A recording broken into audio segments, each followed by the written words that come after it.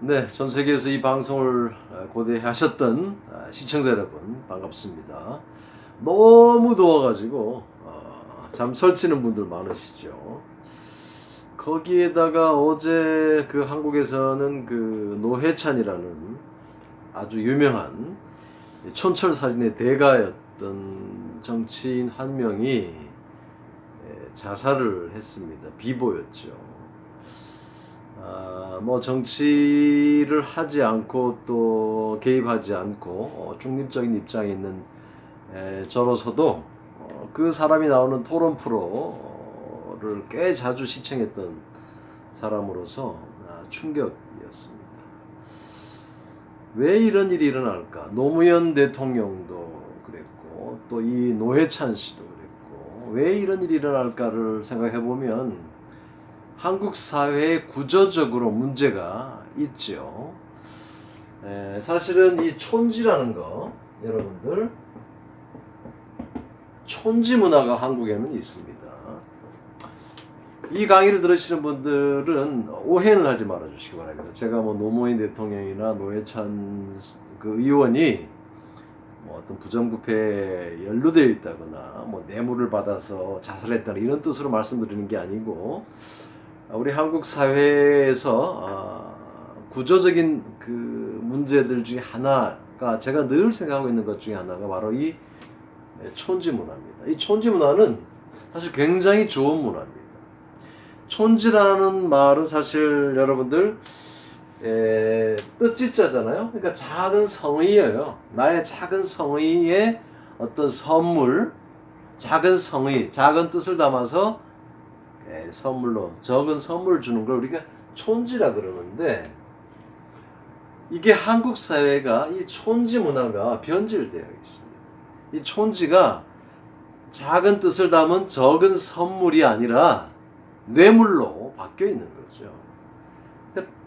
이 받는 사람은 선물이다, 아무 대가성이 없는 선물이라 할지 모르지만 준 사람은 그렇게 준 게 아닙니다.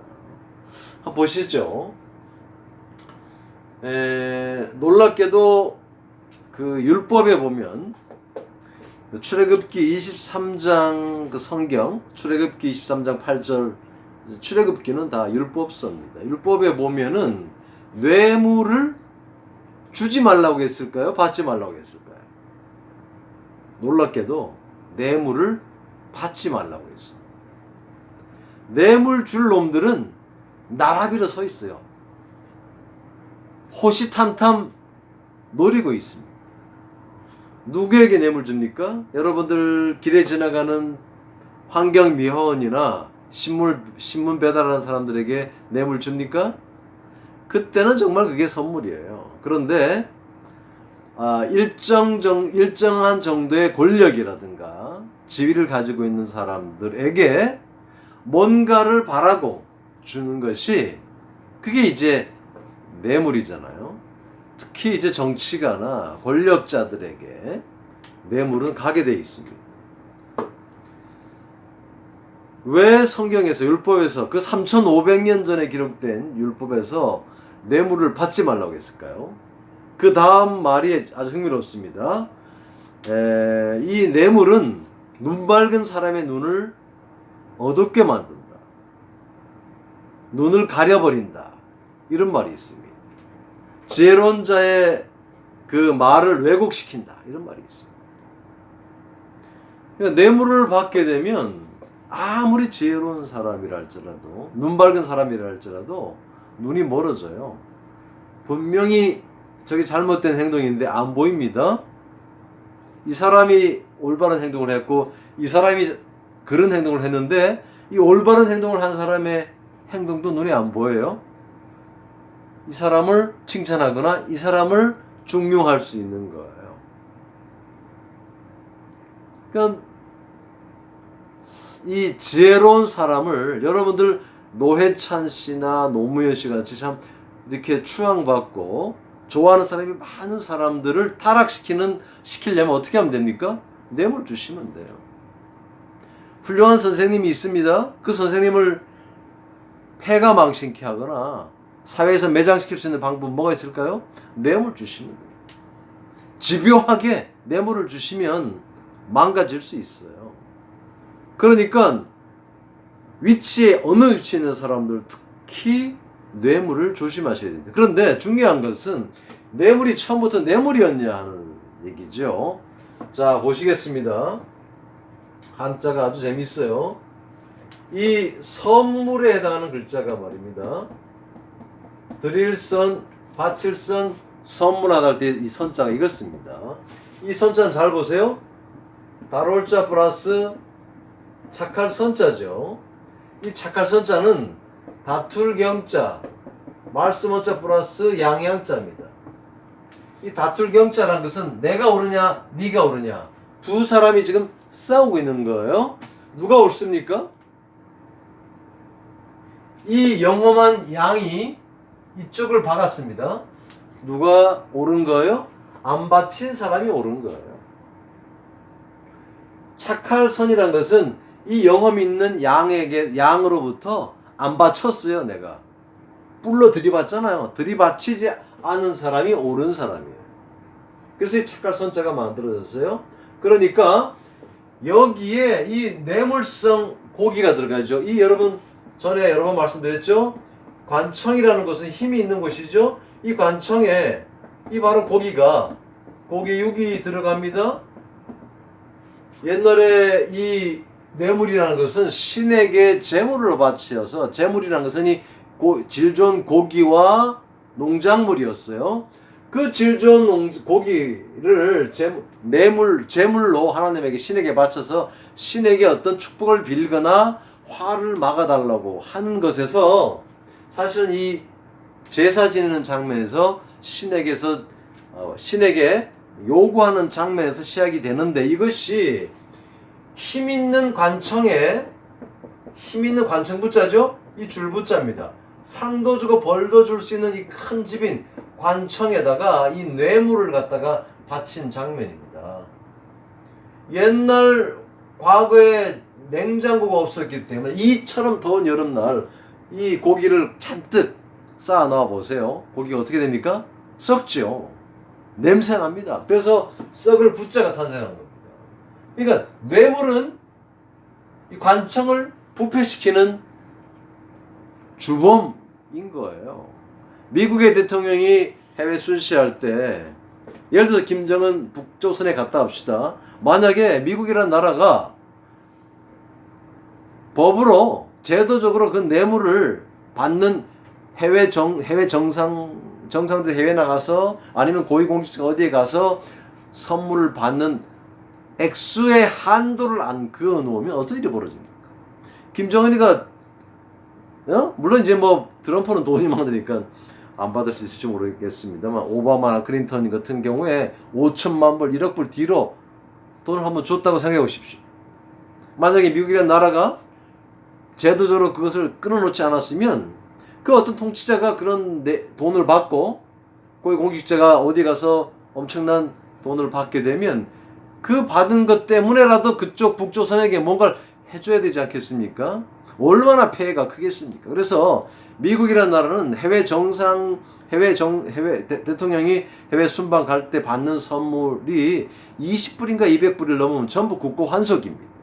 우리가 아무리 좋은 도자기 줘봐야 그 사람 개인이 안 갔습니다. 다 미국 정부의 창고에 갖다가 반납해야 됩니다.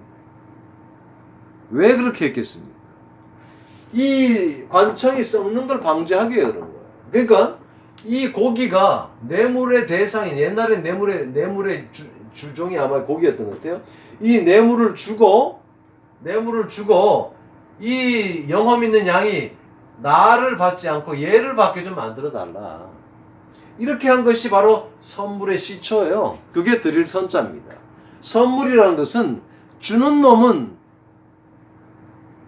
딴 생각으로 주는 거예요. 뇌물로 주는 거예요. 근데 받는 사람은 선의로 받을지 몰라요. 선물의 유래는 바로 그 뇌물입니다. 그러니까 선물과 뇌물은 관점의 차이예요. 그렇잖아요. 받는 사람은 그냥 정말 저 사람이 나에게 아무런 의도 없이 그냥 나 아는 사이고 내가 어려우니까 정치 잘하라고, 아니면 뭐 그 자리에서 열심히 하라고, 애들 좀 잘 가르쳐 달라고 줬다고 생각할 수 있는 거예요. 준 사람은 뭔 생각을 하고 있을까요? 야, 내가 그 큰 돈을 말이야, 그런 생각, 단지 그것만 위해서 줬겠어? 그래서 율법에서는 뇌물을 받지 말라고 한 겁니다. 줄넘은 서 있는 거예요. 성경에서도 그걸 선물을 받지 말라고 한 게 아니고 뇌물을 받지 말라고 한 거예요. 뇌물을 알아낼 길이 없는 거예요? 뇌물은 알 수 있는 길은 뭡니까? 액수가 크거나 고가의 선물은 선물일 가능성이 많지 않죠. 일본 사람들이 한국에 올 때 아는 사람들에게 선물할 때 보면은 정말로 작은 것들을 선물합니다. 촌지예요, 정말. 그런데 우리는 안 주면 안 줬지 작은 것들을 이렇게 예를 들어서 손수건이라든가 와루밭이라든가 이런 거를 달랑 선물로 주기는 남사시로워요. 손이 부끄럽습니다. 그러니까 우리는 한국 사람들은 뭔가 좀 주려 할 때면 좀 큰 거를 줍니다. 부담이 되는 거죠. 이 촌지가 정말 좋은 문화였어요. 이것이 한국사에서 변질이 되었습니다. 변질된 촌지라고 저는 겁니다. 이 변질된 촌지 문화가 한국의 공직사회와 여러 이 교수사회나 사회들을 부패시키는 주범 중에 하나입니다. 그러니까 제도적으로 끊어주지 않으면 안 돼요. 이제 공무원들 지금 민원인들하고 식사 안 하잖아요. 그런 거 제도적으로 법적으로 장치를 안 만들어 놓으면 한국 사회는 아주 문제가 많아질 겁니다. 김영란법 아주 잘 만든 것 중에 하나죠. 부작용이 있을지 모르겠습니다만 그런 것 때문에 사회가 공직사회가 맑아져요.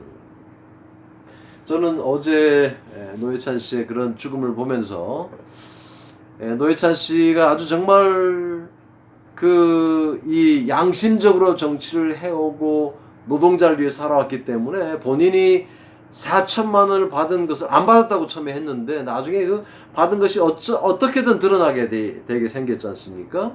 대가성은 없었다는 말은 저는 믿습니다. 그러나 그 받은 것 때문에 정말 여러 사람들에게 누가 가게 될 것들을 생각하니까 자기 한 몸 던져서 사태를 그냥 마무리 지었다고 봅니다.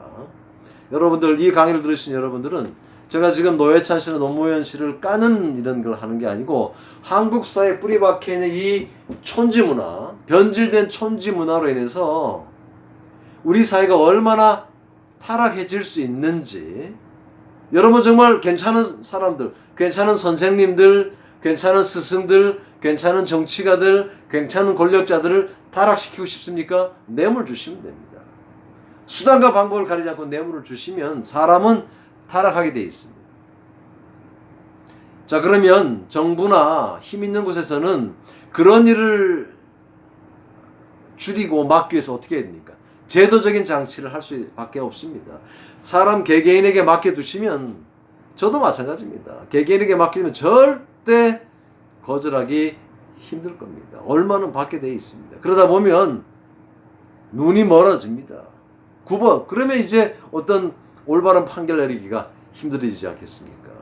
한자에서 여러분들 이 촌지라는 말과 선물이라는 말, 또 썩을 붙자 이런 것들을 통해서 우리 인간에게 스스로 그런 것들을 막을 수 있는 힘이 부족하기 때문에 여러분 혹시 이 방송을 들으시는 힘 있는 사람들이라면 뇌물 줄 놈들은 언제든지 나라비로 서 있다는 사실을 아시고, 여러분이 정말 깨끗하게 앞으로도 그 자리에서 섬기시려면 특히 교단에 서 있는 선생님들, 공무원들, 정치가들 여러분들 뇌물을, 선물을, 고가의 선물을 절대 받지 마시기 바랍니다.